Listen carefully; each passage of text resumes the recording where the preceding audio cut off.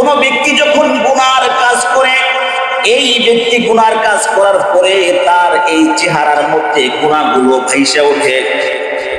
ব্যক্তি যখন রাগান্বিত হয়, ব্যক্তি যখন কষ্ট পায়, চেহারার মধ্যে ফুলে ওঠে, চেহারার মধ্যে ফুটে ওঠে। কোন ব্যক্তি যখন নেক আমল করে, কোন ব্যক্তি যখন নেক আমল করে, ভালো কাজ করে, আনন্দ উৎফুল্ল থাকে, এই ব্যক্তির চেহারার দিকে তাকাইলে বোঝা যায় লোকটার অবস্থা কি। এই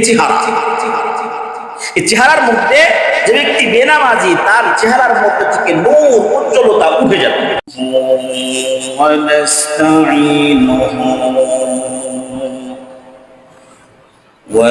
ونستغفره ونؤمن به ونتوكل عليه ونعوذ بالله من شرور أنفسنا ومن سيئات أعمالنا من يهده الله فلا مضل له ومن يضلله فلا هادي له ونشهد أن لا إله إلا الله وحده لا شريك له ونشهد أن سيدنا وحبيبنا ومولانا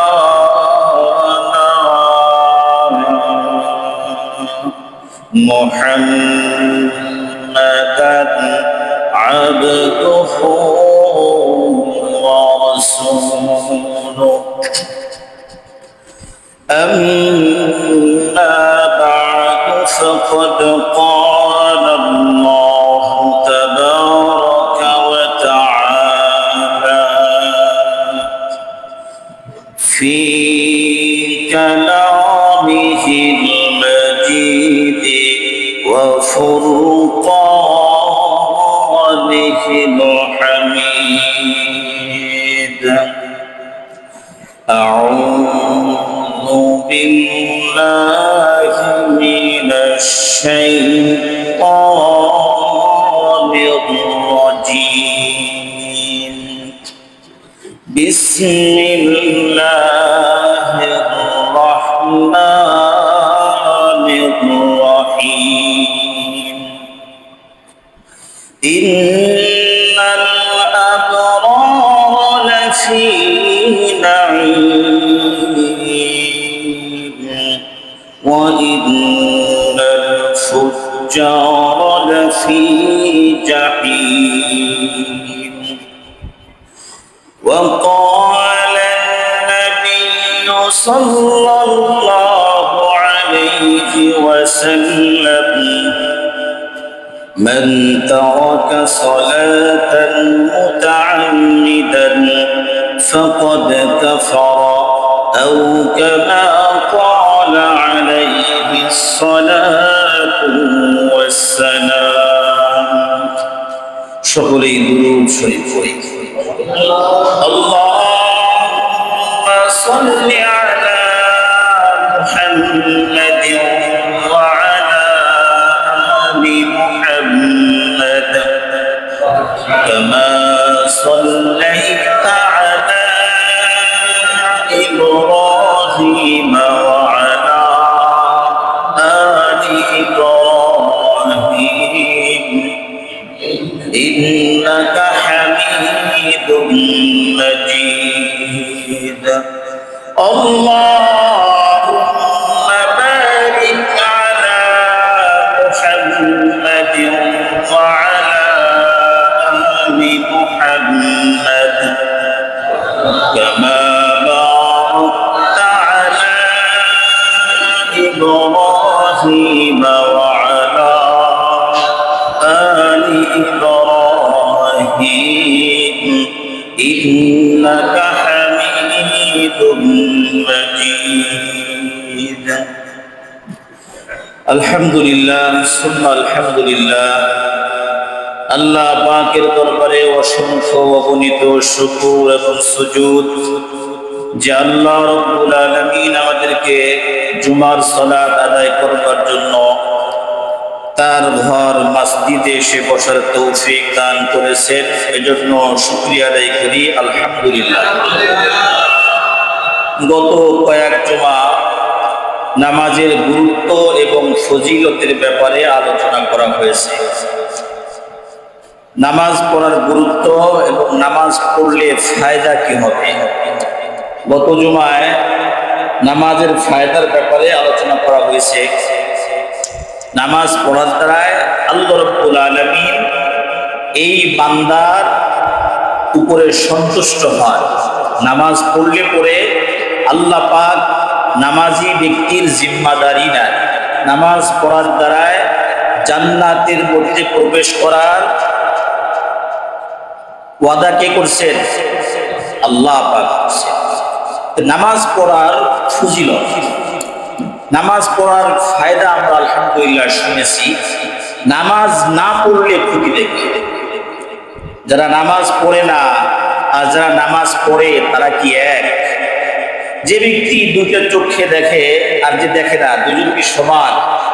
যে ব্যক্তি জানে, যে ব্যক্তি জানে না, সমান না। এজন্য নামাজ না পড়ার ক্ষতি কি,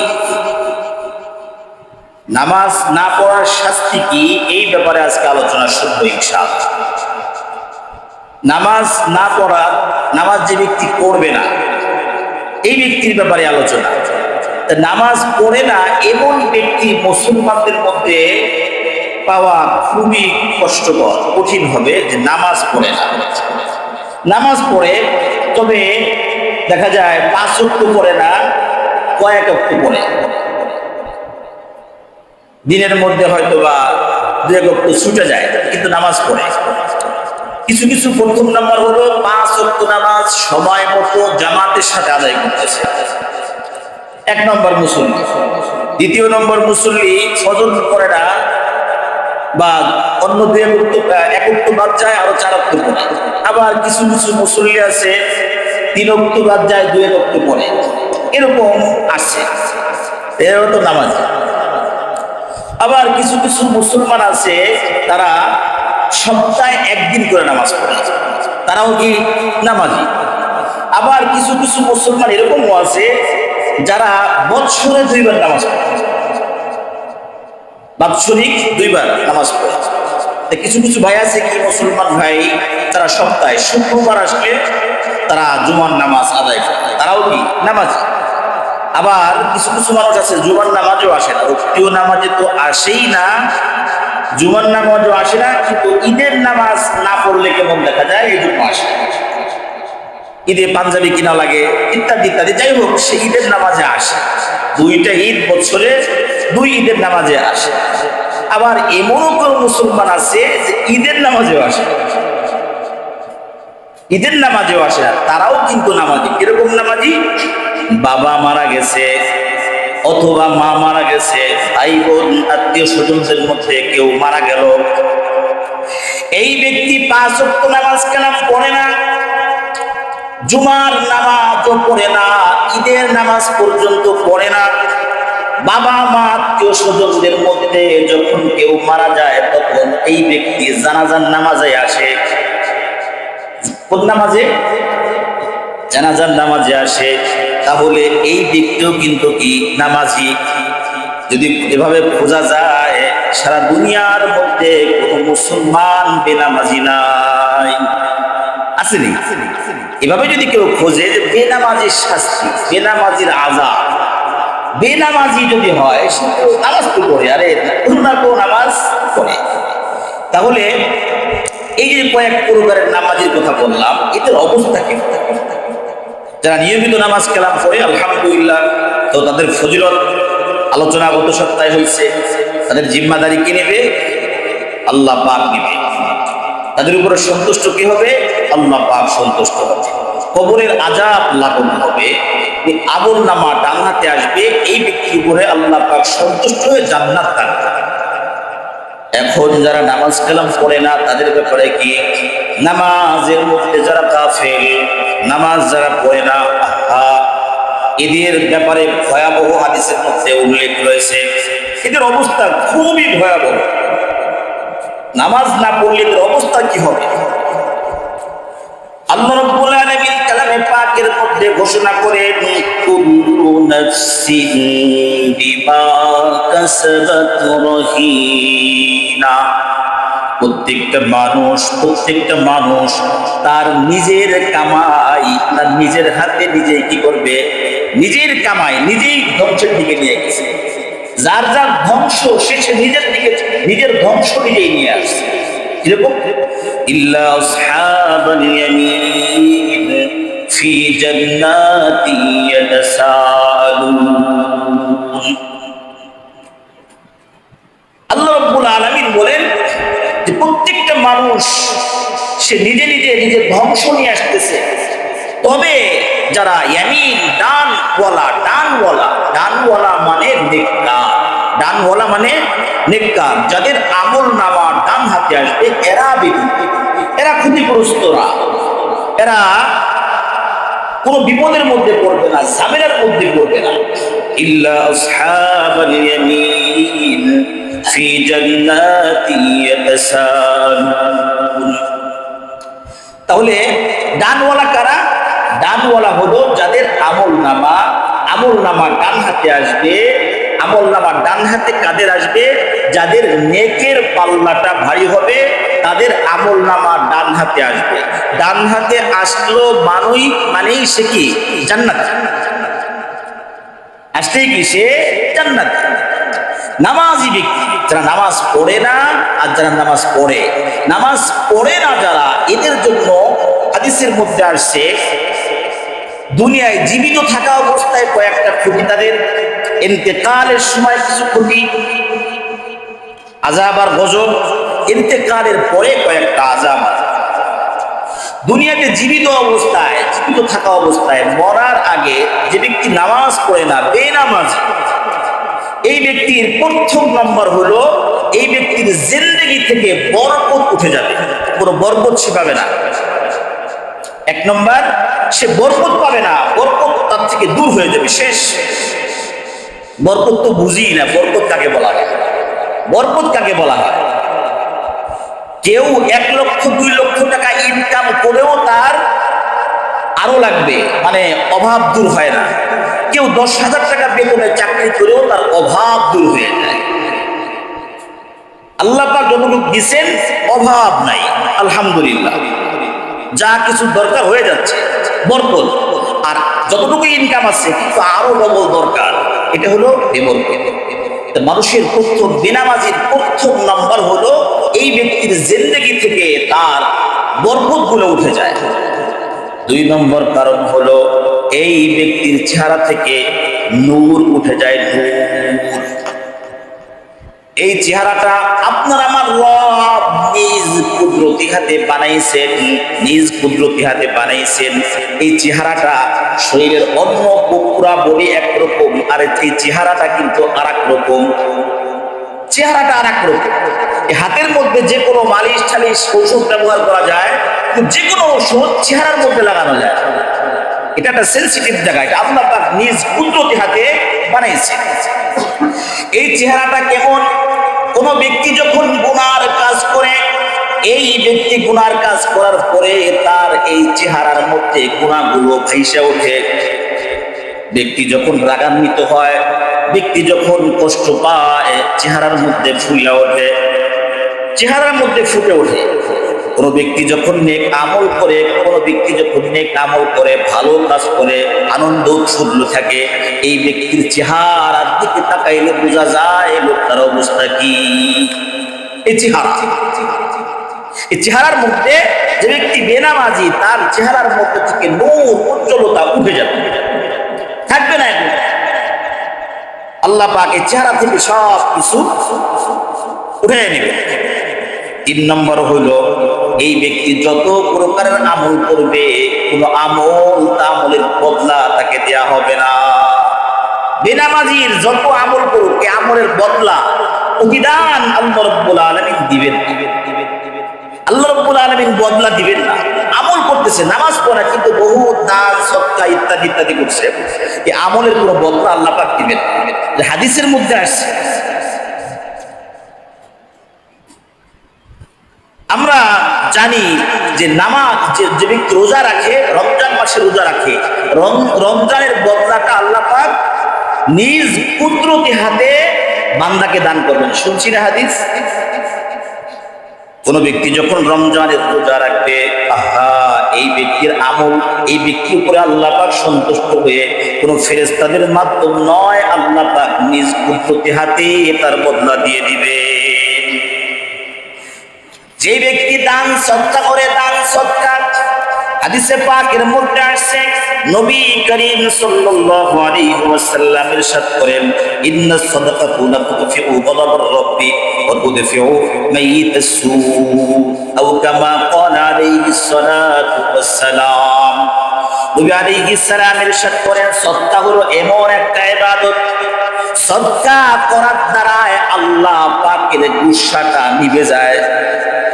আল্লাহ পাক যদি কোনো বান্দার উপর রাগান্বিত হন, এই সদকার দ্বারাই আল্লাহ পাকের রাগটা দমন হয়ে যায়।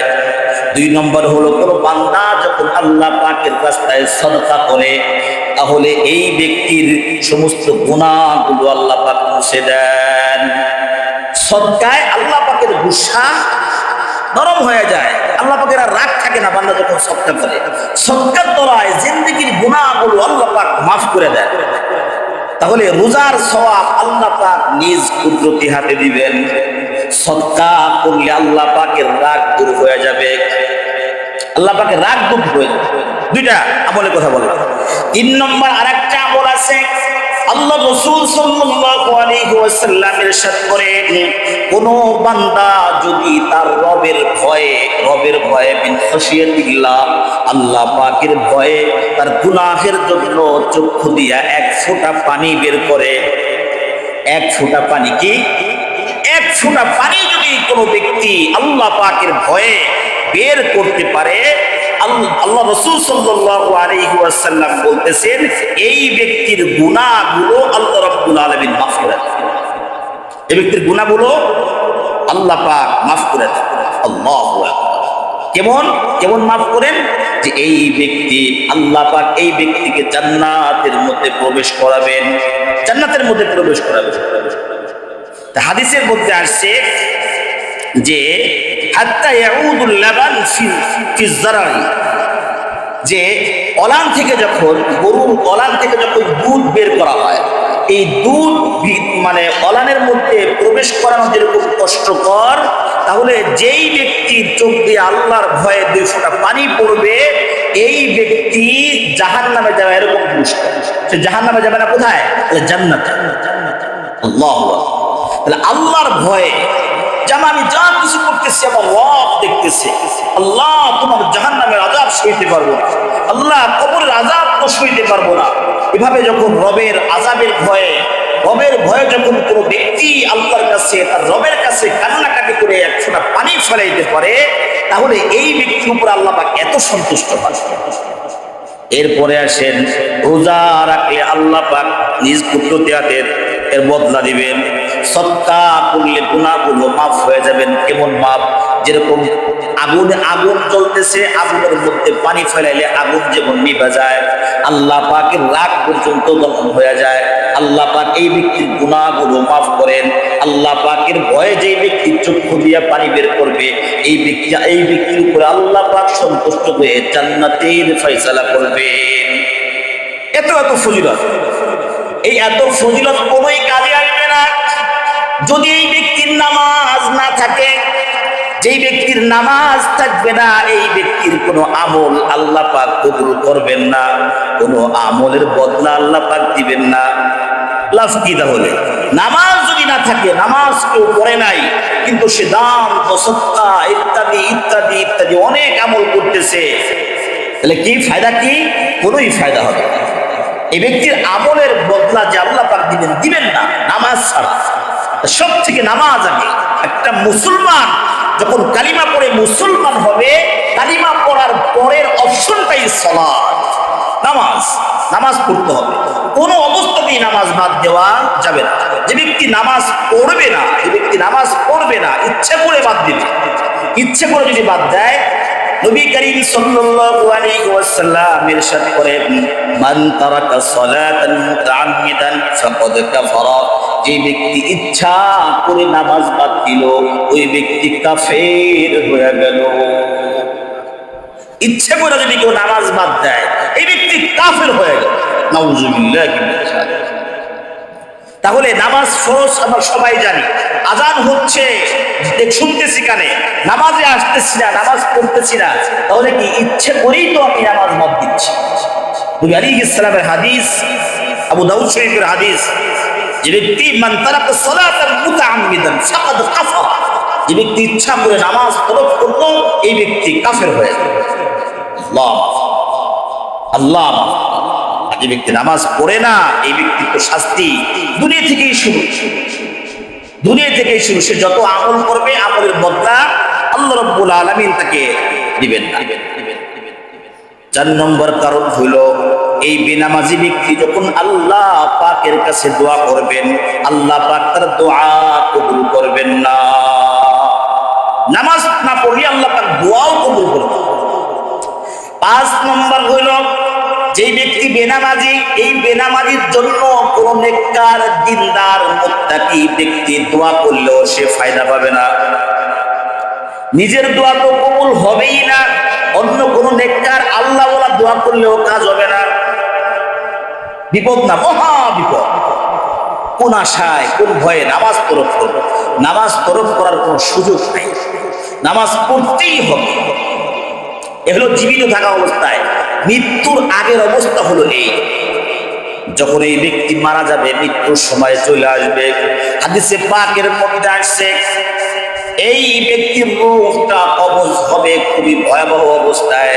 মালাকুল মউতের সাথে যখন সাক্ষাৎ হবে, মালাকুল মউত এই বেনামাজির সাথে এমন ব্যবহার করবে, বেনামাজি এই মালাকুল মউতকে দেখেই চক্ষুটা উল্টে যাবে, শুরু হয়ে যাবে। যখন মালাকুল মউত রূহটা কবজ করবে, তখন থেকে এই আযাব শুরু। রূহটা যখন কবজ করা হয়ে যাবে, এই রূহটা নিয়ে যখন উপরের দিকে উঠবে, এই রূহ থেকে গন্ধ বের হবে, দুর্গন্ধ। বেনামাজির রূহ থেকে দুর্গন্ধ বের হবে। ফেরেশতারা বলবে, তাড়াতাড়ি সরাও। আল্লাহর দরবারে যখন নিয়ে যাইতে যাবে, আল্লাহ রাব্বুল আলামিন বলবেন, এই আমার এই বান্দার রূহটা উপরে আনার দরকার নাই, যাও 7 জমিনের নিচে জাহান্নাম আছে, ওই জাহান্নামের মধ্যে এই রূহটা রেখে আসো। 7 জমিনের নিচে রেখে আসা হবে। এই রূহটা আসমানের দিকে উঠবে না। এই ব্যক্তিকে যখন কবরে রাখা হবে, কবরে, হাদিসের মধ্যে আসছে, কবরে যখন রাখা হবে, বেনামাজিকে যখন সওয়াল জবাব করবে, প্রশ্ন করবে, মার রব্বুকা ওয়া মান দীনুকা ওয়া মান নাবিয়্যুকা, যখন জিজ্ঞাসা করা হবে মার রব্বুকা, এই বেনামাজি ব্যক্তি বলবে, লা আদরি, আমি তো জানি না। বলবে ওয়া মান দীনুকা, তাও বলবে লা আদরি, আমি জানি না। নবী আলাইহিস সালামকে দেখানো হবে, একে তাকে চিনো নাকি? এই ব্যক্তি বলবে, লা আরিফু, আমি তাকে চিনি না। বেনামাজি পুরো 3টা প্রশ্ন, একটা প্রশ্নের উত্তরও দিতে পারবে না, একটা প্রশ্নের উত্তর দিতে পারবে না। হাদিসে পাকের মধ্যে আসছে, এই বেনামাজিকে যখন কবরের মধ্যে নামানো হবে, 3টা আযাব হবে। কয়টা? একটা হাদিসের মধ্যে আসছে 3টা আযাব। যখন মৃত্যুবরণ করবে, আল্লাহ রাব্বুল আলামিন মৃত্যু যখন বরণ করবে, বেইজ্জতির সাথে মৃত্যু হবে এই ব্যক্তির। মৃত্যুর সময়ও আযাব, বেইজ্জতির সাথে মৃত্যু হবে বেইজ্জতির সাথে। 2 নম্বর, ক্ষুধার্ত অবস্থায় মারা যাবে, ক্ষুধার্ত অবস্থায়।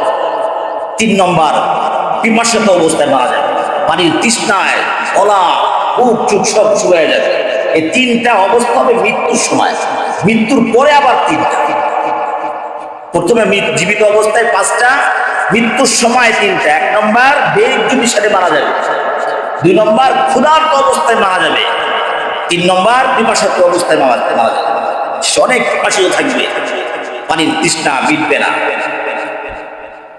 একটা শাস্তি। যখন এই ব্যক্তিকে কবরে নেওয়া হবে, কবরে যখন নামানো হবে, কবরে রাইখে তো আপনি আমি চলে আসবো, স্ত্রী সন্তান আত্মীয় স্বজন বন্ধু বান্ধব কেউ সাথে যাবে না, একমাত্র আমি আমার হয়ে যাব, একমাত্র আমি আমার হব, আমার আমলগুলো আমার হবে। যদি নেক আমল করে থাকি নেক আমল সঙ্গে থাকবে, নেক আমল না থাকলে বদ আমলগুলো সঙ্গে থাকবে। আমল ছাড়া কোনো সঙ্গী আপনার আমার সাথে কবরের মধ্যে যাবে না।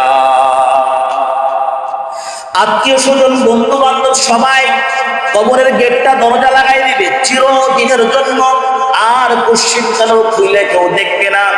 লাগাই দিল তো সবাই যার যার বাড়িতে চলে আসবে, কেউ খাবার দাবার বন্ধ করবে না, ঘুম কামাই দিবে না।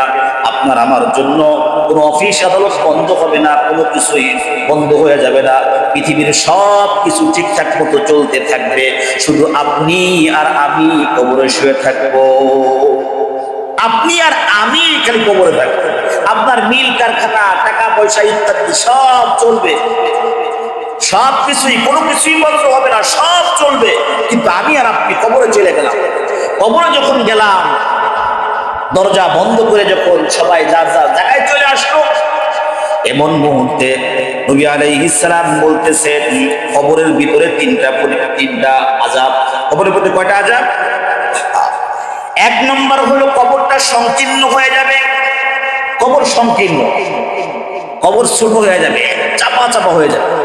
তাহলে যদি আপনি আমি এই খেয়াল করি, ভাই আমি তো নামাজ কালাম পড়ি নাই, হুজুরদের কাছে শুনছি হাদিসের মধ্যে আসছে মরার পরে কবরটা সংকীর্ণ হয়ে যাবে, ছোট হয়ে যাবে।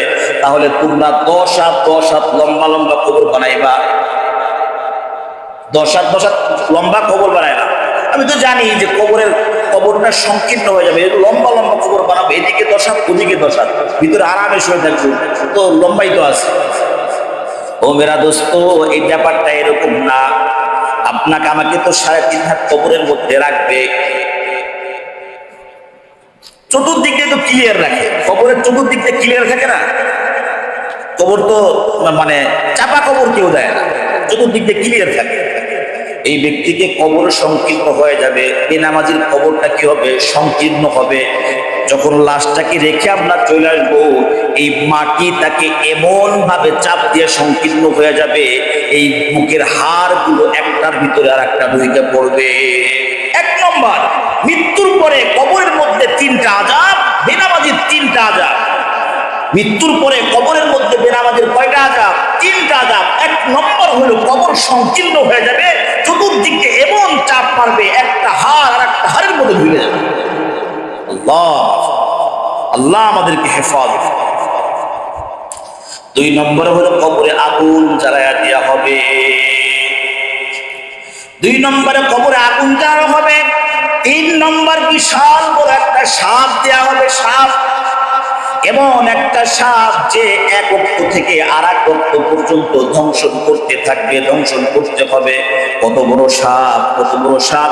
নবী আলাইহিস সালাম বলেন এই সাপের চক্ষু হবে, চক্ষু দিয়ে আগুন বের হতে থাকবে, আগুন। সাপের নখ থাকবে, নখ। একটা নখ এত বড়, একদিন যদি কেউ হাইটা পার হয়, একদিনও এই একটা নখ শেষ করতে পারবে না, এত লম্বা। তাহলে যদি তার নখটা যদি এত লম্বা হয়, তাহলে এই সাপটা কত বড় হবে! আগুন জ্বালায় দেওয়া হলো, কবর তো একটা চাপ মারলই। 2 নম্বরে কবরে আগুন জ্বালায় দেওয়া হলো। 3 নম্বর একটা সাপ, এবং ভয়ঙ্কর সাপ, যে সাপের চোখ দিয়ে আগুন বের হইতেছে, এবং নখগুলো এত বড় বড়, বিশাল বড় বড় নখ। হাদিসের মধ্যে আসছে এই সাপ যখনই বেনামাজির কবরে দেওয়া হবে, বেনামাজিকে কামড় দেওয়া হবে, কামড়াইতেই থাকবে, কামড়াইতেই থাকবে। কিভাবে কামড়াবে? হাদিসে পাকের মধ্যে নবী আলাইহিস সালাম ইরশাদ করেন, যে ব্যক্তি ফজরের নামাজ পড়ে নাই, ফজর থেকে কামড় শুরু। ফজরের নামাজ না পড়ার কারণে ফজর থেকে কামড় শুরু করবে, এক একটা ধ্বংসন করবে, এক একটা কামড় মারবে, 70 হাত নিচে চলে যাবে। একটা ধ্বংসন করবে, একটা কামড় মারবে, 70 হাত নিচে, আবার উঠাবে, আবার কামড়াবে, আবার উঠাবে, আবার কামড়াবে। এভাবে কামড়াইতে থাকবে যোহর পর্যন্ত। যে ব্যক্তি জোহরের নামাজ পড়ে নাই আবার আসর পর্যন্ত কামড়াবে, যে ব্যক্তি আসর পড়ে নাই মাগরিব পর্যন্ত, যে ব্যক্তি মাগরিব পড়ে নাই এশা পর্যন্ত, যে ব্যক্তি এশার সালাত পড়ে নাই ফজর পর্যন্ত, 24টা ঘন্টা কামড়াইতেই থাকবে, কামড়াইতেই থাকবে। ও মেরা দোস্ত, কাল বক্ত না হাদিস শুনিতেছি, হাদিস। এই সাতটা কামড়াবে কিভাবে? এক ওয়াক্ত নামাজ থেকে আর এক ওয়াক্ত নামাজ পর্যন্ত এক একটা কামড় এত পাওয়ার হবে, একটা কামড় দিলে এই বেনামাজি 70 হাত নিচে চলে যাবে। 3টা শাস্তি কবরের মধ্যে, 3টা শাস্তি, 3টা শাস্তি। 1 নম্বর, কবরটা সংকুচিত হবে। কাদের জন্য? বেনামাজিদের জন্য, বেনামাজিদের জন্য, যারা নামাজ পড়ে না। আল্লাহ পাক প্রতিনিধি পাঠাইছেন যে ডাকো মুয়াজ্জিন সাহেব, আমার জন্য ডাকো। আজান শুনছে, কানের মধ্যে আসছে, কিন্তু নামাজ পড়ে নাই, নামাজ তরক করছে। আল্লাহ পাক এদেরকে এই শাস্তির ব্যবস্থা করছেন যে খালি আসো। কবর তো ডাকতে থাকে, হাদিসের মধ্যে আছে কবর ডাকতে থাকে। আর আমি তো সংকীর্ণ একটা জায়গা, এখানে কোনো সাথী পাতি বন্ধু বান্ধব কেউ নাই, আমি কীট পতঙ্গর ঘর, আসো কিছু আমল নিয়ে আসো। এখানে আমল ছাড়া কোনো কাজ হবে না। কিসের ক্ষমতা, কিসের টাকা পয়সা, কিসের দৈহিক শক্তি, কিসের অর্থের শক্তি, কোনোই কাজে আসবে। এই পৃথিবীর মধ্যে অনেক বড় বড় ব্যক্তি মানে শাসন করছেন, রাজত্ব করছেন। কয়দিন একটা না একটা সময় আপনার ক্ষমতা শেষ হয়ে যাবে। কেউ আপনার আমাদের বডির মধ্যে যা কিছু আছে, এই দেহের মধ্যে যা কিছু আছে, এগুলোই তো আপনার আমার কথা শোনে না। আপনার আমার কথা শোনে না। আপনার আমার দেহের মধ্যে হাত পাও চোখ নাক যা আছে, আমার কথা শোনে না তো। এগুলো আল্লাহ পাকের গোলামি করে, আল্লাহ পাকের কথা শোনে। একটা সময় পর্যন্ত চোখে কম দেখা শুরু হয়, চোখে দেখে না। একটা সময় কানে শোনে না, জিহ্বায় কাজ করে না, নাকে কাজ করে না, পা দিয়ে হাঁটতে পারে না। আগে দৌড়াইতো, খুব দৌড়াইতো, এখন আর পা চলে না, এখন পা দিয়ে হাঁটতে পারে না। পা যদি আপনার আমার কথাই শুনতো, তাহলে ভালো খাবার আগের থেকে এখন বেশি খাওয়া হয়। কথা শুনবে না। পা কার কথা শুনে? হাত আঙ্গুল কার কথা শুনে? আল্লাহ পাকের কথা শুনে। আপনার আমার দেহ আমার কথা শুনে না, আল্লাহর কথা শুনে। এজন্য কাল কিয়ামতের ময়দানে এই দেহগুলো আল্লাহ পাকের সামনে সাক্ষী দিবে। বান্দাকে যখন জিজ্ঞাসা করা হবে, বান্দা নামাজ পড়ছো নি? বান্দা বলবে পড়ছি। বান্দা সদকা করছো নাকি? বান্দা বলবে সদকা করছি। বান্দা রোজা রাখছো নাকি? রাখছি। বান্দা পিতামাতার খেদমত করছো নাকি? করছি। বান্দা সব খালি হা হা বলবে জি করছি, জি করছি। আল্লাহ রাব্বুল আলামিন তখন বলবেন, আল-ইয়াওমা নাখতিমু আলা আফওয়াহিহিম ওয়া তুকাল্লিমুনা আইদিহিম ওয়া তাশহাদু আরজুলুহুম বিমা কানু ইয়াকসিবুন। আল্লাহ পাক তখন বলবেন, বান্দা একটু মুখটা একটু বন্ধ করো। আল্লাহ পাক মুখের মধ্যে মোহর মেরে দিবেন, মোহর। আল-ইয়াওমা নাখতিমু আলা আফওয়াহিহিম, মুখের মধ্যে আল্লাহ পাক মোহর মেরে দিবেন। এই মুখ দিয়ে আর কথা চলবে না।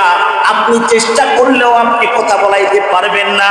দুনিয়াতেও কিন্তু আপনার কথা এই দেহ শোনে নাই, পরকালেও শুনবে না। আল্লাহ পাকের সামনে দাঁড়ায়া সব কিছু বইলা দিবে, আল্লাহ এই হাত দিয়ে এই গুনাহগুলো করছে, এই পা দিয়ে এই গুনাহগুলো করছে, এই চোখ দিয়ে এই ভিডিওগুলো দেখছে। এই প্রত্যেকটা অঙ্গ প্রত্যঙ্গ আল্লাহ পাকের সামনে দাঁড়ায়া আপনার সামনে আপনার অঙ্গ আমার অঙ্গ আল্লাহ পাকের সাথে কথা বলবেন। সূরা ইয়াসিনের মধ্যে আল-ইয়াওমা নাখতিমু আলা আফওয়াহিহিম ওয়া তুকাল্লিমুনা আইদিহিম ওয়া তাশহাদু আরজুলুহুম, পা আল্লাহ হাত আল্লাহর সাথে কথা বলবে, পা আল্লাহর সামনে সাক্ষী দিবে। তাহলে কোথায়, কোন পাওয়ারে, কোন ক্ষমতায় আপনি আমি নামাজ পড়ি না? আপনি আমি নামাজ পড়ি না। দেখা যায় রাজনৈতিক কোন পাওয়ারের কারণে মুরব্বী বয়স্ক ছোট্ট একটা বাচ্চা তার গালের জায়গাটা চড় মেরে দেয়। কিসের কারণে? ক্ষমতা আছে। কি আছে? ক্ষমতা আছে।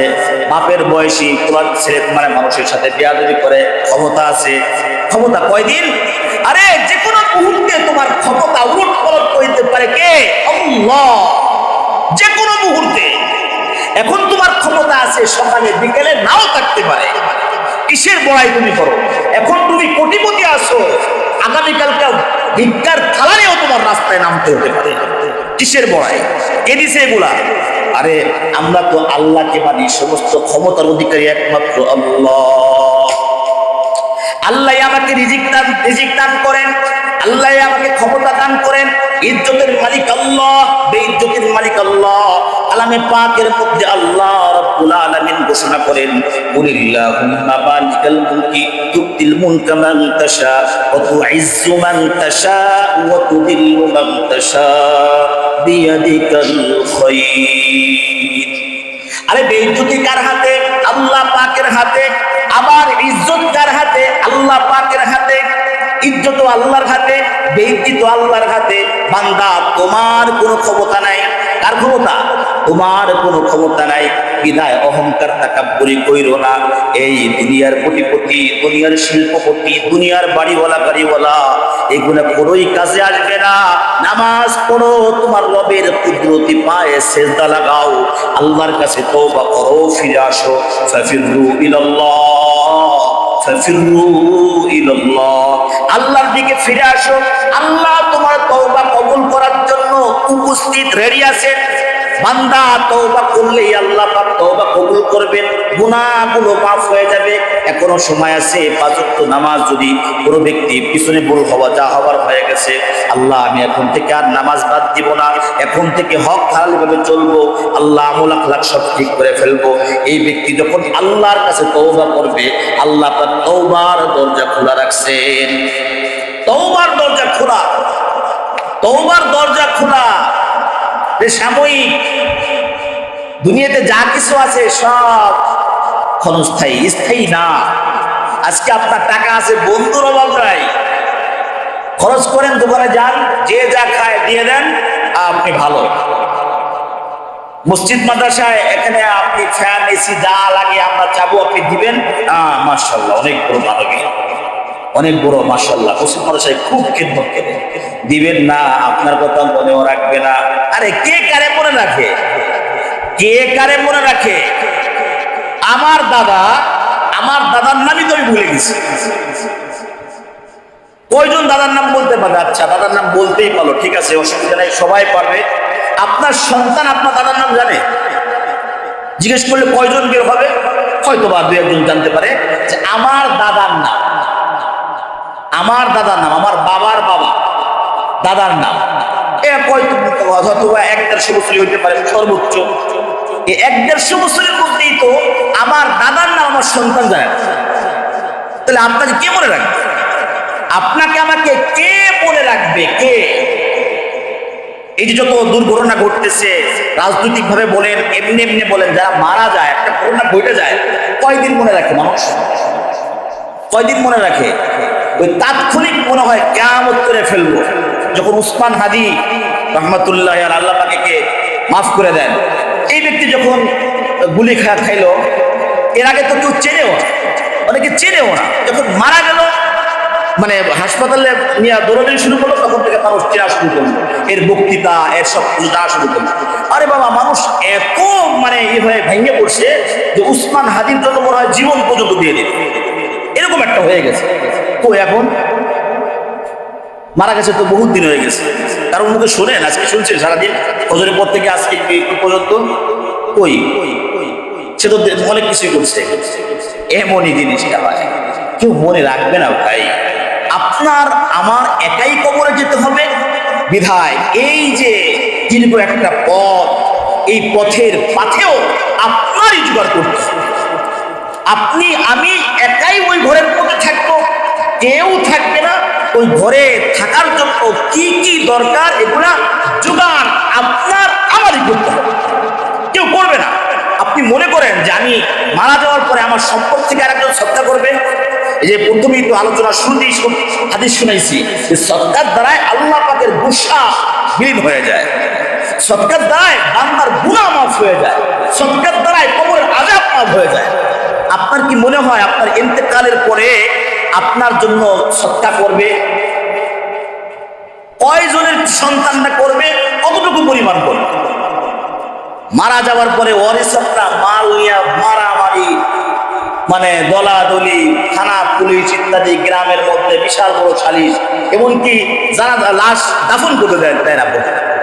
কিসের জন্য? ও মেরা দোস্ত, ইয়াউমা লা ইয়ানফাউ মালুন ওয়ালা বানুন, ইয়াউমা লা ইয়ানফাউ মালুন ওয়ালা বানুন। সন্তান, সন্ততি, সম্পদ কোনো কিছুই কাজে আসবে না, একমাত্র আপনার আমল ছাড়া। আপনার নামাজ আপনার সাথে থাকবে, আপনার দান সদকা আপনার সাথে থাকবে, আপনার মিষ্টি ব্যবহার আপনার সাথে থাকবে, বাকি সব কিছু দুনিয়ায় রেখে যেতে হবে। নামাজ পড়বো কার জন্য ভাই? আমার। আচ্ছা, কত সময় বলছিলাম, ও সময় হয়ে গেছে। আচ্ছা, নামাজ পড়লে মানে আস্তাগফিরুল্লাহ, আল্লাহর কোনো লাভ লস আছে? নবী আলাইহিস সালামের কোনো সমস্যা আছে? নাই। নামাজ পড়লে ফায়দা কার? আরে আপনার আর আমার। নবী আলাইহিস সালামের প্রতি দুরূদ শরীফ পড়লে, একবার দুরূদ শরীফ পড়লে তিনি বলে সাল্লাল্লাহু আলাইহি ওয়াসাল্লাম, যে ব্যক্তি পড়বে তার উপরে 10টা রহমত নাযিল হবে। আমার আল্লাহ রাব্বুল আলামিন বলেন, ও দুনিয়ার মানুষ, তোমরা আমার রাসূলের উপরে দুরূদ পড়ার কারণে আমার রাসূলের মর্যাদা বাড়বেও না, কমবেও না, বরঞ্চ তুমি বান্দার উপরে আমি রব 10টা রহমত নাজিল করব। বুঝে আসছে না ভাই? আমলগুলো কার? আমলগুলো কার? একটু এই আলোচনা যতটুকু শুনলাম হাদিসের কথা, অনেক কিছু বলতে পারি নাই, অনেক কিছু বলতে করে আছি, বলতে পারি নাই। ইনশাআল্লাহ আগামী জুমায় আবার কিছু বলার চেষ্টা করবো। ভাই, এক কথায় নামাজ ছাড়া কোনো গতি নাই, আর আপনার আমার আমল একমাত্রই কবরে যাবে, তাছাড়া অন্য কিছুই যাবে না। এই জন্য নিজের ঠিক হইতে হবে। জীবনে যা কিছু হয়ে গেছে, নামাজ পড়ি নাই, এই গুনাহ হয়েছে, সেই গুনাহ হয়েছে, বিভিন্ন প্রকার উল্টাপাল্টা করে ফেলছি, কোনো সমস্যা নাই, কোনো সমস্যা নাই। তওবার দরজা খোলা আছে। তওবা করলে, তওবা করে ভালো হয়ে গেলে আল্লাহ পাক পিছনে গুনাহগুলো মাফ করবেন। আল্লাহ রাব্বুল আলামিন আমাদের সকলকে বুঝে আমল করার তৌফিক দান করেন। সকলেই বলে আমিন। ওয়া আখিরু দাওয়ানা আলহামদুলিল্লাহি রাব্বিল আলামিন। যা সুন্নাত হইলে মেহেরবানি করে